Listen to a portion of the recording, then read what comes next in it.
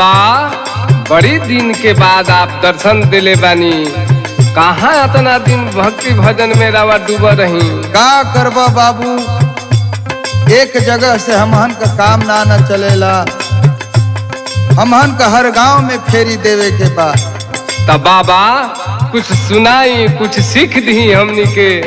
ठीक बा बाबू, पहले पानी पियावा हमरा के, ओकरा बाद तो के हम एगो ऐसा चीज बताई कि तोहरा जिंदगी में कामे हुआई। बाबा बाबा ली है एक गिलास पानी है, मीठा बा, पानी पी ली बाबा। दो बाबू दो, हम पानी पी ले हैं। अब बैठ। सुनाई बाबा सुनाई, कुछ शिक्षा दी। सुना बाबू, तोहरा के हम सुनावतनी। सुख में जिंदगी कितनो होखे, सुख में जिंदगी कितनो होखे, हरि के भुलाए के ना चाहिए। हरि के भुलाए के ना चाहे, हरि के भुलाए के ना चाहे। सुख में जिंदगी कतनो होके, सुख में जिंदगी कतनो होके, हरि के भुलाए के ना चाहे, हरि के भुलाए के ना चाहे। सुख में जिंदगी कितनो होखे, हरि के भुलाए के ना चाही। जवन माई दूध पियवले होखे, जवन माई दूध पियवले होखे, ओके आंखें दिखावे के ना चाही। ओके आँख दिखावे के ना चाहे, ओके आँख दिखावे के ना चाहे। जवन माई दूध पियवले होखे, ओके आंखें दिखावे के ना चाही। बेटा कितनो दूलरुआ होखे, बेटा कितनो दूलरुआ होखे, ओके सर पे चढ़ावे के ना चाही।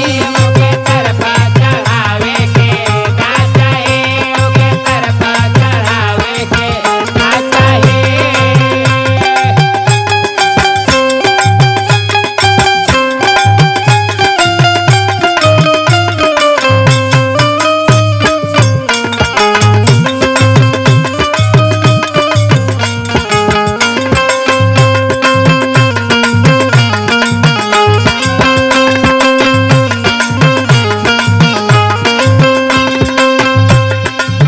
भाई कितनो दुश्मन होखे, उससे राज छिपावे के ना चाही। बेटी कितनो दूलरुई होखे, बेटी कितनो दूलरुई होखे, ओके घर घर घुमावे के ना चाही। ओके घर घर घुमावे के ना चाहे, ओके घर घर घुमावे के ना चाहे। बेटी कितनो दूलरुई होखे, ओके घर घर घुमावे के ना चाही। मेहर कितनो सुंदर होखे, मेहर कितनो सुंदर होखे, उसे राजी बतावे के ना चाही। ओके राजा बतावे के ना चाहे, ओके राजा बतावे के ना चाहे।